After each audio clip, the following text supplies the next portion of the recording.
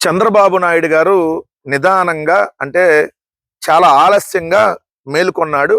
అది కూడా ఏంటంటే పేపర్‌లో ప్రకటనకు మాత్రమే మేలుకున్నాడు. ఇది జరిగేటటువంటిది కాదు. ఎందుకంటే వేసిన ప్రతి పంటకు బీమా చేయాల్సిందే. ఆ బాధ్యతలను కలెక్టర్లు తీసుకోవాలి. ఎలినివో ఎల్‌నినో ప్రభావం ఏడాది పొడవునా ఉండొచ్చు. ఏదైతే ఏదైతే కరువుకు సంబంధించి. సో అది నిన్న చంద్రబాబు నాయుడు గారి సమీక్షలో రైతుల్ని ఆదుకుందాం, పంటల్ని కాపాడుకుందాం, ఎలినినో ఉపద్రవాన్ని సవాలుగా తీసుకోవాలి. చంద్రబాబు నాయుడు గారు ఎలినినో వస్తుందని చెప్పి ఈ రోజే మీకు తెలిసిందా? అంటే మీకు ఆగస్ట్ వచ్చేదాకా తెలియలేదా? జూలై ఎండింగ్ లో ఉన్నాం మనం. 2 రోజులు ఆగస్ట్ వస్తుంది. ఇప్పుడు దాకా మీకు తెలియలేదా? దాదాపుగా సంవత్సరన్నర 2 సంవత్సరాలు చెప్తున్నారు కదా.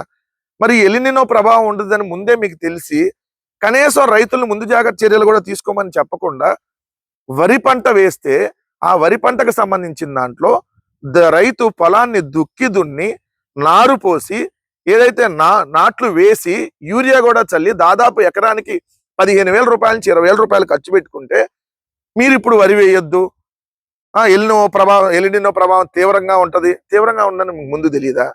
పంటల బీమా ఇప్పుడు దాకా చేయించకుండా ఎందుకున్నారు మీరు? 2 సంవత్సరాలు అలానే పంటల బీమా గాలికి వదిలేశారు. ఇప్పుడు చేయమని చెబుతున్నారు. అది కూడా అయ్యేది కాదు, సచ్చేది కాదు. 2 సంవత్సరాల నుంచి ఒక్క పంటకు కూడా ఏదైతే మీరు గిట్టుబాటు ధర కల్పించాలా, ఏదైతే వరదల వల్ల వర్షాల వల్ల అకాలంగా నష్టపోయినటువంటి ఆ పంటకి ఒక్కదానికి కూడా పంట నష్టపరిహారం ఇప్పుడు వరకు ఇవ్వాల. ఏదైతే మోందా తుఫాను పంట నష్టపరిహారంకి సింగిల్ రూపీ ఇప్పటి వరకు మీరు రైతులకు ఇవ్వలేదు. మళ్ళీ మీరు ఈరోజు స్టేట్మెంట్లకు మాత్రం విపరీతమైనటువంటి స్టేట్మెంట్లు ఇస్తా ఉంటారు. పని పాట లేని స్టేట్మెంట్లు. పని చూస్తే శూన్యం, స్టేట్మెంట్లు మాత్రం అసలు మామూలుగా పేటరేగిపోతా ఉంటాయి. 2 రాజధాని పనుల్లో వేగం పెంచాలి, అమరావతిని బెజవాడ గుంటూరుతో కలిపి చూడాలి. అవునా? అమరావతి అంటే 29 గ్రామాలు కాదా? ఇది విజయవాడ గుంటూరు అన్ని కలిపి అమరావతి. మరి అటువంటిప్పుడు బస్టాండ్ కట్టాల్సిన పని ఉంది కదా, అంతర్జాతీయ బస్టాండ్ ఉంది కదా, రైల్వే జంక్షన్, 2 రైల్వే జంక్షన్లు, Guntur railway junction, Vijayawada railway junction, airport ఉంది కదా ఆల్రెడీ, మళ్ళీ కొత్త ఎందుకు కడతా అంటున్నావు? అంటే మీకు మావిగన్ అనేది బాగా గుచ్చుకుందనేది క్లియర్ గా అర్థమవుతా ఉంది. ఈ రోజు ప్రజలందరూ మచిలీపట్నం, విజయవాడ, గుంటూరు రాజధాని కారిడార్ కావాలని చెప్పి కోరుకుంటున్నారు. కాబట్టి అందుకనే మీరు విజయవాడ, గుంటూరులో మీ ప్రభుత్వానికి మీ పార్టీకి వ్యతిరేకత రాకుండా ఉండటం కోసం ఇప్పుడు విజయవాడ, గుంటూరు కూడా అమరావతిలో పార్ట్ అని చెప్పి మీరు చెబుతున్నారు కదా. మరి అమరావతిలో పార్ట్ అన్నప్పుడు మరి ఇదే విజయవాడలకి 50,000, విజయవాడ అదే విధంగా మంగళగిరి ప్రాంతాలకు సంబంధించినటువంటి 50,000 కుటుంబాలకు ఇళ్ల ఫ్లాట్లు ఇస్తే మరి ఎందుకు ఇళ్ల ఫ్లాట్లు అక్కడ అన్ని రద్దు చేశారు? మీరు ఇళ్ల స్థలాలు ఎందుకు రద్దు చేశారు? మరి వాళ్ళందరూ దీంట్లో పార్ట్ అయితే, అన్ని దీంట్లో పార్ట్ అయితే మరి అన్ని తీసుకెళ్లి 29 గ్రామాల్లో ఎందుకు కడతానంటున్నారు?